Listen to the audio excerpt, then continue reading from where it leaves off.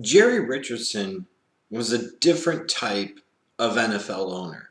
He's the only current NFL owner that ever played in the National Football League. So you would think, along with that actual playing in the league experience, he would provide a unique perspective to his position as the owner of an NFL team.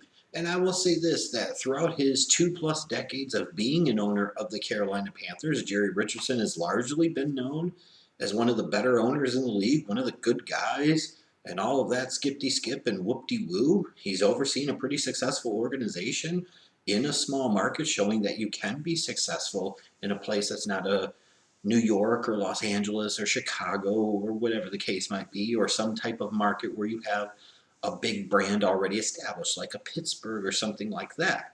I mean, you took a brand new expansion organization in the mid 90s and made it something that mattered. But in today's world, and in today's environment and climate of our society, you just never know. So it was surprising, like really surprising, to find out Sunday that Jerry Richardson was being accused of some naughty, naughty boy, inappropriate sexual harassment or conduct or whatever the heck it ultimately was. And when you think about owners that would be most likely to be in some deviant type of shit, like on the Mount Rushmore of most likely to sniff coke out of strippers' ass cracks, you think of guys like Jerry Jones and Jim Irsay, Arthur Blank, maybe somebody like Shad Khan or Mark Davis, but he's probably more likely to eat cheesecake out of a stripper's ass crack. But you get my point. You would think that some of those, especially like Jerry Jones, like if the story dropped that Jerry Jones had been sexually harassing people or he was accused of inappropriate sexual conduct, you'd be like, yeah, that shoe may very well fit. But Jerry Richardson is surprising. Maybe it shouldn't be, because it can be anybody.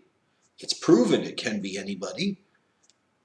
It was just not the first person that comes to mind when you think about this type of stuff. But ultimately, there's apparently something to it, because Jerry Richardson made the announcement that after the 2017 season, he will be looking to sell the Carolina Panthers. And things are about to get really interesting.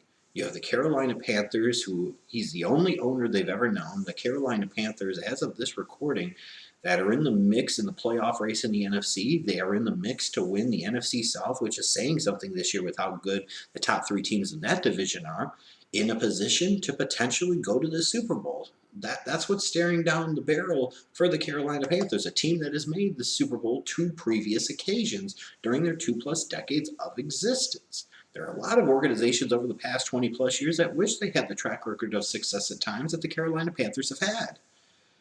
And it seems like a really touchy time to be announcing that you're about to sell the team and potentially have to announce this and create this type of locker room distraction, this type of distraction for the NFL and just sports in general. The one thing you want to avoid as much as possible are negative distractions that you can't control.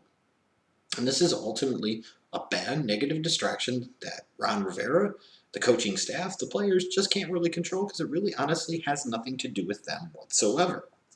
But it's ultimately where we're at.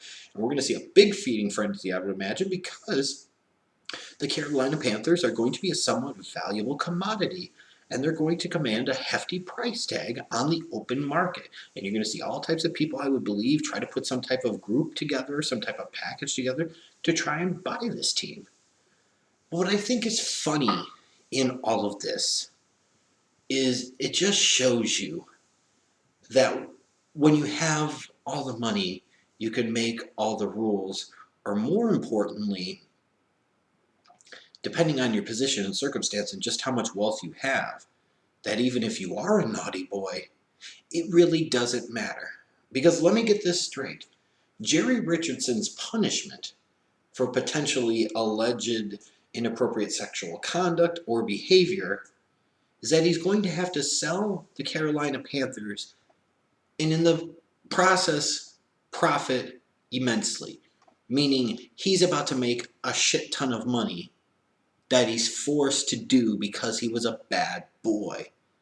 There is something totally completely appropriate about this, in the sense of that seems to be the way our society is today. For example, when you think back a decade ago, not to get political here because it's not really a political thing, it's the fact of the big banks did a bunch of bad shit and ultimately got bailed out on the backs of the taxpayers with limited accountability to be had. So those that had the money, had the power, that made the rules, got bailed out by those that largely tried to live their life by the rules. There's something fundamentally wrong with that. But at the same point in time, it is fitting for our country in particular. So when you look at a Jerry Richardson, how appropriate it is that his punishment for having been allegedly a very, very bad boy is that he is going to make a massive return on his initial investment, and he is going to make a shit ton of money that his family couldn't blow through over the next several generations. It's just messed up how this whole thing works. And when you think about how much could a team like the Carolina Panthers fetch on the open market, are they going to be $2.5, $3 billion? How much did Jerry Richardson actually put together in order to buy the Carolina Panthers and put that franchise there? I don't even remember. It's been over 2 decades ago. But I promise you, it's going to be a massive, massive return and a massive, massive profit. And you can sit there and believe, well, he doesn't want to sell the team. He loves being an owner, da, da, da, da, da. He's an old guy anyway. He's about to croak sometime soon any damn ways. What does it matter to him at this point? He was able to be an owner for over 2 decades, and now he'll be able to bow his head in complete and total shame with his golden NFL parachute of billions of dollars in freaking profit from the sale of his team that he was forced to do. Somehow it feels like justice isn't being served here. Somehow it feels like bad behavior is being rewarded in an immensely huge way. And sadly, but most appropriately, it is perfectly fitting that in this culture of where we are starting to see all these people come out and make these allegations and make these accusations, that somebody like Jerry Richardson with a ton of money and a ton of power really faces no meaningful consequences whatsoever. Dude has so much money, he won't give a shit long term if he had to sell the Panthers. Who knows if he's even going to be alive long term. But more importantly, he profits immensely. I guess that's the American way.